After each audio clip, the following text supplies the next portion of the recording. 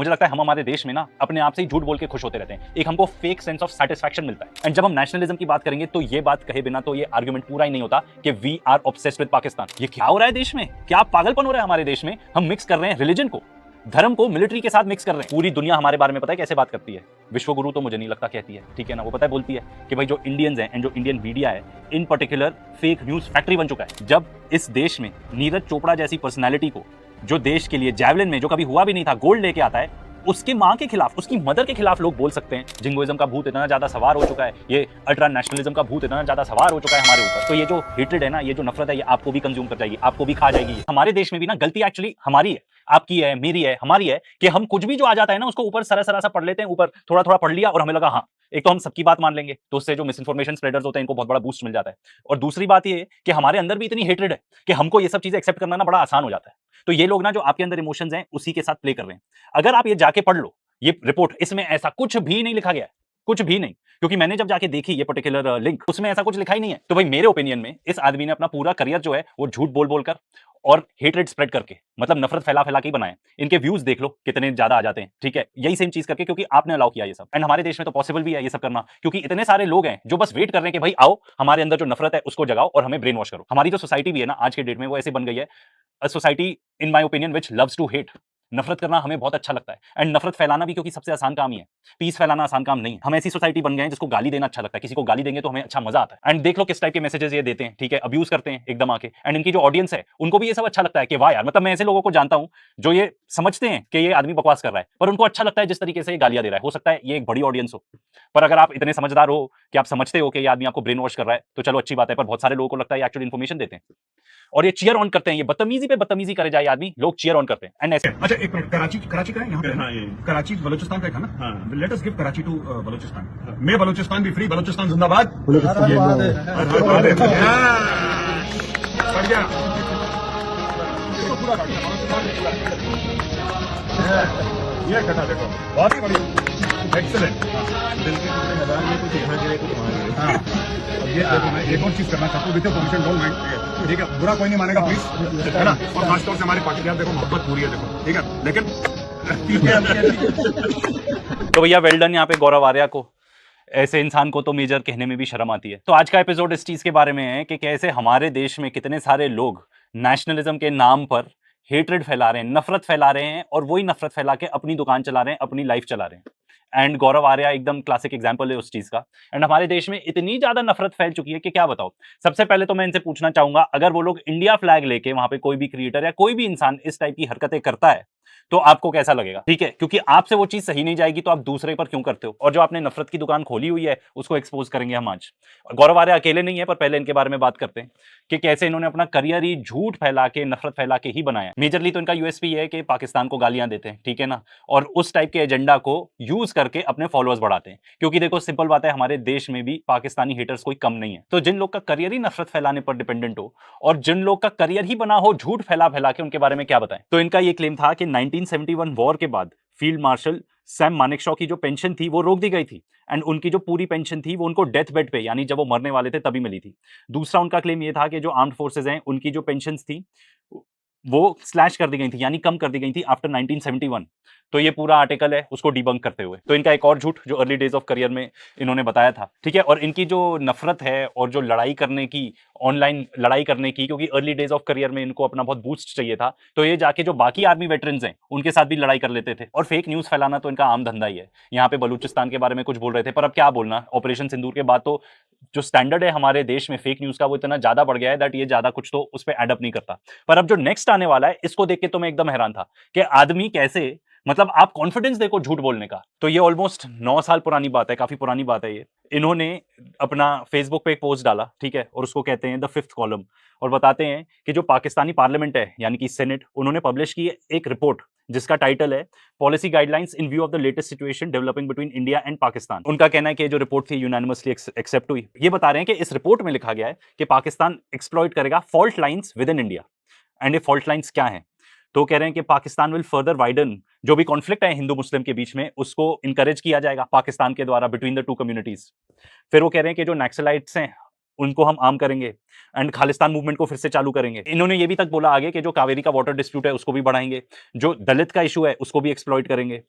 And aim क्या रहेगा? To create mass disruption in India. Basically आप ऑलमोस्ट मान के चलो रिजीम चेंज टाइप कुछ ऑपरेशन पाकिस्तान करेगा इंडिया के अंदर, ठीक है। तो ये बता रहे हैं कि इस रिपोर्ट में, मतलब पाकिस्तान सेनेट की जो रिपोर्ट है उसमें ये सब लिखा हुआ है, और इन्होंने ये सारी चीजें जाके व्हाट्सएप पे भी सर्कुलेट करी, ठीक है। मतलब आप इमेजिन करो ये पूरा पोस्ट, उसके साथ ये पूरी रिपोर्ट डाली, क्योंकि हमारे देश में भी ना गलती एक्चुअली हमारी है, आपकी है, मेरी है, हमारी है, कि हम कुछ भी जो आ जाता है ना उसको ऊपर सरा सरा सा पढ़ लेते हैं, ऊपर थोड़ा थोड़ा पढ़ लिया और हमें लगा हाँ, एक तो हम सबकी बात मान लेंगे, तो उससे जो मिस इन्फॉर्मेशन स्प्रेडर्स होते हैं इनको बहुत बड़ा बूस्ट मिल जाता है। और दूसरी बात ये कि हमारे अंदर भी इतनी हेट्रेड है कि हमको ये सब चीजें एक्सेप्ट करना ना बड़ा आसान हो जाता है। तो ये लोग ना जो आपके अंदर इमोशंस हैं उसी के साथ प्ले कर रहे हैं।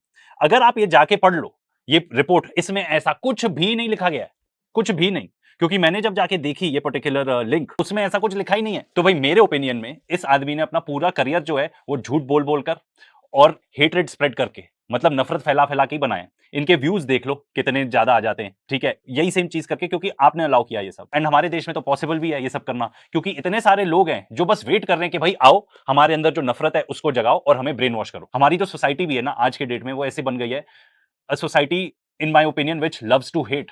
नफरत करना हमें बहुत अच्छा लगता है, एंड नफरत फैलाना भी, क्योंकि सबसे आसान काम ही है।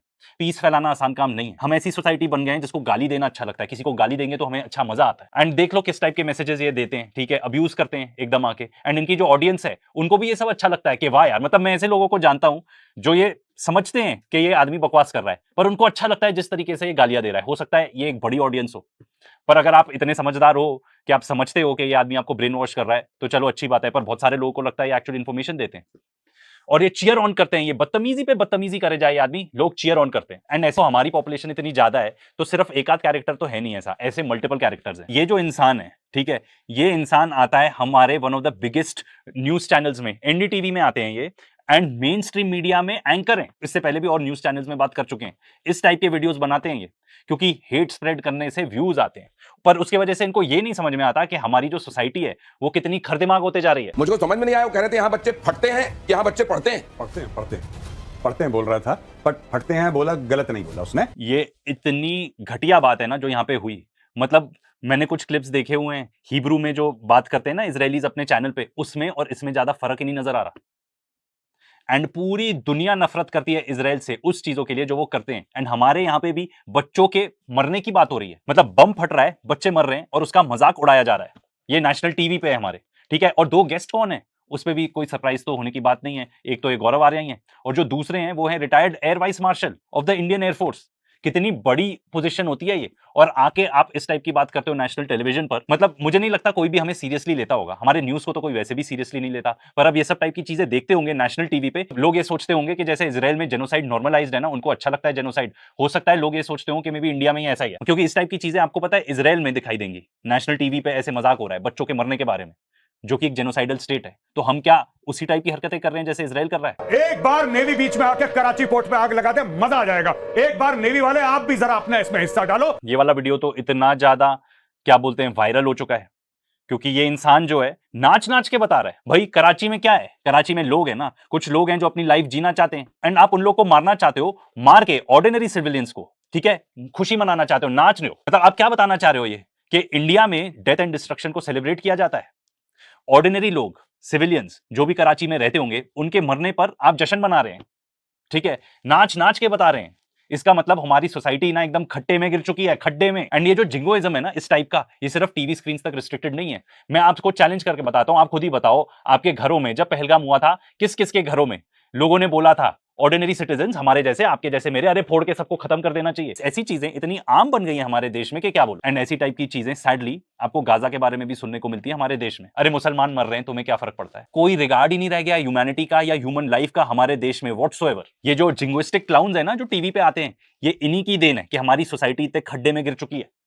मतलब एज एन इंडियन मैं तो बहुत ही अशेम्ड फील करता हूं, मुझे बहुत ही शर्म आ जाती है देख के कि हमारे देश में ऐसी हालत है। एंड ये सिर्फ मीडिया तक ही सीमित नहीं है, ये हमारे सोसाइटी में भी देखने को मिलता है, एंड ये हमारी सड़कों पे भी देखने को मिलता है। वायलेंस कितनी ज्यादा बढ़ गई है सड़कों पर, इमेजिन नहीं कर सकते हो। मुझे लगता है हम हमारे देश में ना अपने आप से ही झूठ बोल के खुश होते रहते हैं। एक हमको फेक सेंस ऑफ सैटिस्फैक्शन मिलता है एंड हमारे अंदर इतना एरोगेंस भर गया है, मुझे तो ये नहीं समझ में आती किस चीज का एरोगेंस है। मैं आपको मजाक नहीं कर रहा हूं, आप ये देखो ये reel. Hey, Bruce, you're the manager, right? Yeah. Which nationality is the most difficult tourist? Oh, mostly Israeli. Difficult. They want everything for free. Free. Israel or India? Israel. Israel. Really? Yeah, and India people like they push them like they are big boss here. मुझे ऐसा लगता है, ये मेरा personal opinion है, कि Israelis के बाद जो मोस्ट हेटेड नेशनैलिटी है ना पूरी दुनिया में वो हम ही है। एक आप ऑनलाइन देख लो, इनफैक्ट इसका तो एक टर्म भी दे दिया है सबने, गूगल कर लेना, इसका नाम है इंडियन फटीग। कोई डाउट नहीं होना चाहिए यहाँ पे किसी को भी। अगर अपने आप से सच्चे मन से पूछो, 20 मिनट किसी भी सोशल मीडिया प्लेटफॉर्म पे स्पेंड करो, ठीक है, 20 मिनट के अंदर अंदर कम से कम एक रील तो ऐसी मिल जाएगी जहां बाहर के लोग हमारे लिए डिसकंटेंट बता रहे हैं या हेट भी बता रहे हैं। कुछ लोग ओपनली आके बता रहे हैं कि भाई इंडियन लोग ऐसे करते हैं, उससे हमको परेशानी हो रही है। एंड ये सिर्फ मैं नहीं बता रहा हूं, ऑनलाइन जाके देख लेना, इतने सारे मिल जाएंगे। ये प्रिंट का ही एक मैंने वीडियो देखा था, इस वीडियो में उन्होंने कितने क्लियरली बताया है कि कैसे इंडियन लोग जाके जो भी हरकतें करते हैं हम लोग, ठीक है, उसके वजह से लोग हमसे परेशान हो चुके हैं एंड एज अ रिजल्ट जो हेट क्राइम है वो अगेंस्ट इंडियन स्पेशली इतना ज्यादा बढ़ गया है। सोशल मीडिया की बात थी, अब मेन स्ट्रीम मीडिया की भी बात कर लो, कुछ आर्टिकल्स ही आपको बता देते हैं। ये TOI का आर्टिकल है, इसकी हेडलाइन पढ़ो, the new Jews why hatred against Indians is exploding across the world. And हम एरोगेंट होते हैं, किस चीज के लिए हमें नहीं पता। ये तो एक पूरी स्टडी की गई है कि कैसे anti Indian hate on X, how the platform amplifies racism and xenophobia। मतलब ऑन ट्विटर, एक्स बेसिकली, इतना ज्यादा हेट बढ़ गया है अक्रॉस इंडियंस कि मतलब शर्म आ जाती है यार। मैं तो अब कभी बाहर जाऊंगा ना अब्रॉड, तो एकदम शांतिपूर्वक ही रहूंगा कि भाई बता दें हम कि हम अच्छे लोग हैं, ठीक है, हम किसी को परेशान नहीं करना चाहते। वैसे तो हम अगर आपको हरकतें बताएं हम जो करते हैं बाहर जाके, ठीक है, किस किस टाइप की, तो एक पूरा वीडियो ही बन जाएगा भाई, एक पूरी डॉक्यूमेंट्री बन जाएगी। तो उस चीज में हम जाएंगे नहीं, पर हम आपको ये बताना चाहते हैं कि ये जो फेक सेंस ऑफ एरोगेंस है जो हमको बताया जाता है कि हम विश्वगुरु बन गए हैं, ठीक है, जो फेक सेंस ऑफ एरोगेंस है जो हम में आ गया है, जो हमारी मीडिया की वजह से काफी हद तक मैं मानता हूं आया है हमारे सोसाइटी में कि अरे हम ये फोड़ देंगे, वो कर देंगे, दुनिया कुछ भी नहीं कर पाएगी। अभी तक चलता है हमारे टीवी मीडिया में कि हमने जाके किस टाइप की भाषा यूज करते हैं वो, कि हमने जाके ऑपरेशन सिंदूर में उनको जाके ठोक दिया। इस टाइप की भाषा हम यूज करते हैं, उससे हमारे दिमाग में एकदम कचरा भर गया, एकदम कचरा। ये स्क्रोल का आर्टिकल देख लो, यहां बताया जा रहा है, go back to India, anti immigrant sentiment in Canada is fuelling hatred against South Asians. समझे कुछ? दुनिया भर में हमारी नफरत कितनी ज्यादा बढ़ते जा रही है। एंड सबसे बड़ी प्रॉब्लम एक क्या है पता है, एंड ये मेरा ओपिनियन नहीं है, ये मैंने कुछ जो रील्स देखी हैं एंड जो बाहर के लोग फॉरेनर्स हमारे बारे में बनाते हैं, उसमें वो कहते हैं कि भाई सबसे बड़ी प्रॉब्लम तो ये है कि आप एक्सेप्ट भी नहीं करोगे कि कोई प्रॉब्लम है, कि हम में कोई प्रॉब्लम है, ये बिल्कुल भी नहीं एक्सेप्ट करेंगे हम, ठीक है। कोई भी कुछ बनाएगा रील कुछ ऐसे जाके, हार्डली कोई होगा, इनफैक्ट मुझे तो नहीं लगता कोई भी होगा जो जाके एक्सेप्ट करेगा कि हाँ हमने ये गलती कर दी यार, वी शुड इंप्रूव।